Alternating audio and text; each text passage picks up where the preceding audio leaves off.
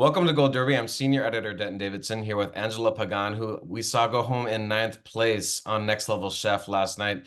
Angela, what is happening in the top level kitchen? All but one person eliminated so far has gone home from up there. I mean, it becomes overwhelming, your first pick. So you're kind of scanning the whole platform. There's so much that, for me, I think it's easier when there's less items and you can see more. When it's so much and it's nicely decorated, nobody has ransacked it yet. So, you get overwhelmed with what you're grabbing and you just kind of, you know, everybody just gets nervous up there. It was a Greek food challenge, and you grabbed lamb neck.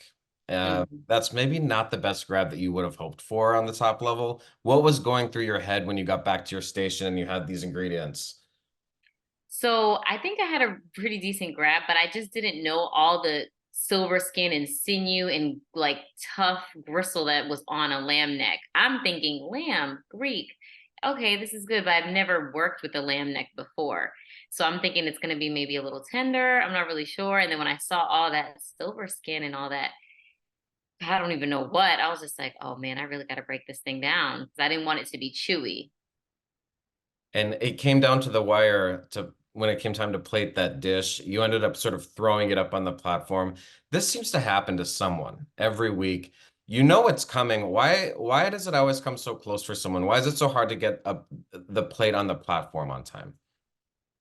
Honestly, I don't really know because, when you're trying to cook and do, what's time consuming first, so that can continue cooking while you're working on the other components that can just kind of sit on the side as garnish. It's just like those 2 minutes go by quicker than what you think. So you think, okay, I can plate this in 1 minute. No, you can't if you want it to look nice. It's Well, just everybody trying to cook down to the last second. it messed up your plate. And when the judges were looking at it, they said it looked like someone threw up. So that can't be good to hear when you hear that. On the positive side, they said it tasted good and there was a lovely vibrancy. So what was going through your head when you received that reaction? And did you think you were in trouble?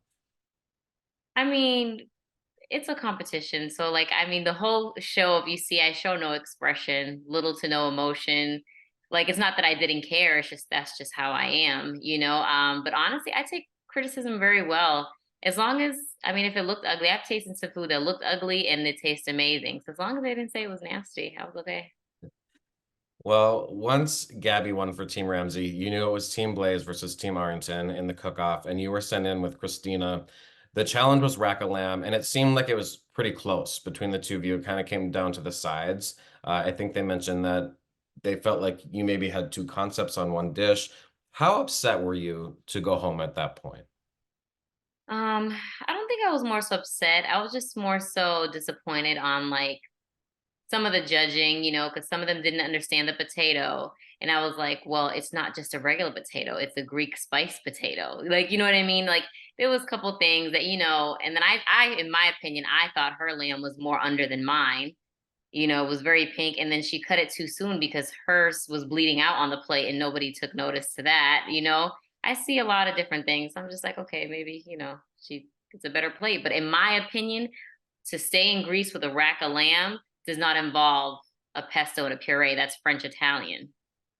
Well, this show is different than a lot of other cooking shows where you're not speaking about your own dish. In fact, it's almost blind in a way. They don't necessarily know for sure whose dish they're tasting.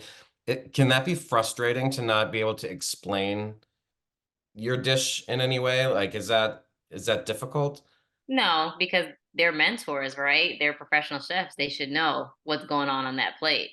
It's not about explaining it. They should know certain elements or certain things that are on a plate and what country it comes from, what region, by spices and techniques. They should already automatically know that. And sometimes some chefs just don't know or they forget or whatever the case is. That's how I personally feel. What was it like to have these world-class mentors working with you, particularly Richard, whose team you were on throughout this process? I actually really like Chef Blaze, and I like him more than Ramsey. and I've said that, and I mentioned it before, and it was such an it was so great to work next to Chef Ramsey, but I just felt like I'm a chef that I take direction versus you touching my stuff. you know, and I felt Chef Ramsay is very hands-on when he helps you, and I don't do that. So it was like throwing me off a little bit during elimination, how he was just like all over my station, and I'm just like, all right, Chef Blais doesn't do that. He kind of tells me from the other side, standing on the other side of my station. And I just liked it because, he kind of let me tell him what I was doing versus him telling me, go this direction, go that direction. Unless I was genuinely stuck, then I was just like, hey, chef, I'm kind of stuck. And then when he tried to walk away from me, like, Angela, no, you got this. I was like, come back here. I don't got this. Come back here and mentor me to tell me what I need to do with this piece. There was some instances that were like that, but overall, he just kind of let me be free and showcase exactly who I am and how I work. What was the experience like just meeting other chefs from around the country that share your passion? Did you make any friends? I mean, what was it like to all just be sort of thrown together like that? It was cool because honestly, these are people that I probably would never talk to a day in my life if I saw them walking down the street. And then, some of us were a little catty with each other, but I didn't care because I've started the catty shit first. So, I mean, I walked in and I said, nobody, we're not friends. Like, it's fuck all of y'all. I'm here to win. I'm here to, like, we can kiki and be cool like after, but once those doors open, it's a free for all. And I don't think people are really understanding that. But honestly, some of the chefs are really great. I made great friends. I've actually hung out with some after the show. They're super supportive of each other. We're all actually in a group chat, just, being supportive of each other's events, posts, whatever they're selling, if they have something, things like that. Do you think that your I don't want to say attitude towards the competition or feeling towards the competition is because you're a professional chef? Do you think that the professional chefs went into this in a different mindset than maybe the home cooks or even the social media chefs? Oh yeah, for sure. We're coming in more composed, we're coming in more organized, we're coming in professional, you know what I mean? A lot of us are not, the social media chefs are very characteristic. Let's go, baby. Like, they're doing that.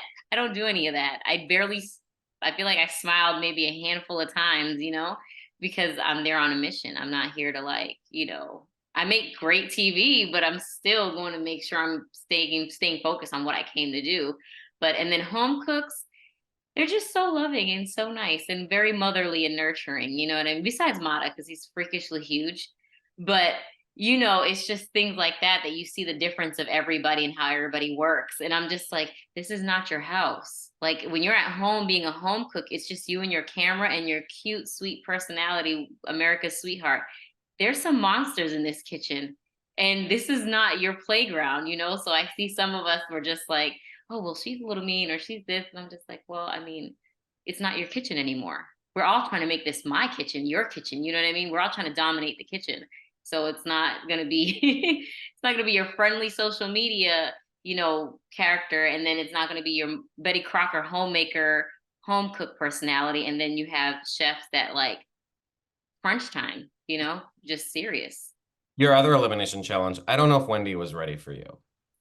No, I mean, a lot of chefs weren't ready for me. They were very surprised, because even like Jordan, so funny, he texted me after, he's like, I'm glad I used my pin because you killed that pork elimination, which is my elimination against Wendy.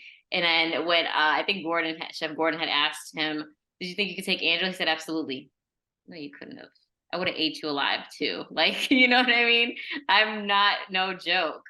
So it was just funny to see like how everybody really thought that because I'm tiny, I mean, it's not gonna, a lot of people thought I'd like bullied her and I was small for Wendy. I'm like, do I look huge on camera? Because we're the same size. I'm like, why do people think I'm so much bigger? So I'm like, maybe it was the potatoes and the pot roast out there that I was eating. I don't know. What's it been like now watching yourself on TV? Do you have watch parties? Do you watch it by yourself? Do you enjoy it? The first time around, I definitely watch it with some people around me, friends or family, and I interact with everybody in the group chat about it. And then I watch it twice, so that way I can get a feel of what exactly am I seeing? How am I being portrayed? Is this really me or is this, editing or you know what I mean? But they gave it to them exactly how I am in a normal day. But it's actually kind of cool. It's surreal. It's nice to see. And then getting text messages from people that think I'm rich and famous now because I'm on TV, and I'm just like, no, I didn't win the money. So I'm still normal, you know. But you know, it was actually it's actually fun to see. I loved it. I loved every bit of it. Do you feel like you would want to do more television, or do you see yourself just remaining in a kitchen in a restaurant? I'm gonna be the next Gordon Ramsay. I said that. I I was very vocal about that throughout the whole season. I was like, do you know representation matters? We need more brown chefs that are at the high level of Gordon Ramsay and Rachel Ray and Martha Stewart. I said, I'm available if anybody needs me. So you're ready to do it all. How did this food journey begin for you? Like, where did you learn to cook, and when did you decide this is what I want to do? I mean, I kind of was like, first, I was actually like a CNA, you know, and that was because I left high school early. I decided I wanted to just get a GED and go straight to college, just because I grew up kind of fast. Like at 12 years old, I was a newspaper girl. So it's like I've always worked. So I was like, this school stuff is taking some of my time. So I went straight for the GED, took myself straight to culinary school because I grew up with my grandma Ramona. And she's like very old school Spanish. So it's more so like she never worked. She never drove a car. My grandfather took care of her. So all she did was cook, clean, and have children. You know what I mean? So that was like the back in the day life. And I was like, yeah, I'm not doing that. Like there's so much stuff out here I would like to buy. And depending on a man, no, thank you. So I just went my own route. I did the whole culinary school journey. I ended up starting school around 7 a.m. to 3.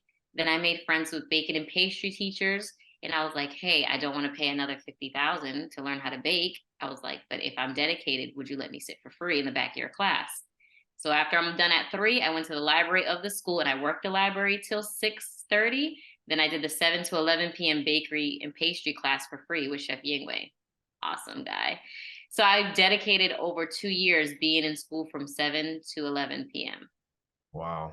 Um, so and then what's going on now? Where can people find you, and share your social media if you want to, and let everyone know how to follow your food journey and where you're going on this career path. My next career path, I do have like chef placements because I did work in the celebrity world for a long time. So I'm kind of just taking the back end because I want to focus more on. I have a kitchen line. You can find it on Instagram, the Angela J or Chef Angela J collection. I don't have Twitter. I have a TikTok, Chef Angela J. And you know, just kind of follow along. I'll probably be doing a YouTube cooking series with a lot of the celebrity clients I have worked with. And then my kitchen line will be coming back in stock. And then, you know, hopefully I can get it in some stores. And then I definitely want to be back on the big screen. I want my own like cooking with Angie. All right. Well, we look forward to that. No one needs Twitter. Don't worry about that. And Angela, congratulations on everything on Next Level Chef, and thanks for sitting down with Gold Derby today. Okay, thank you. Bye.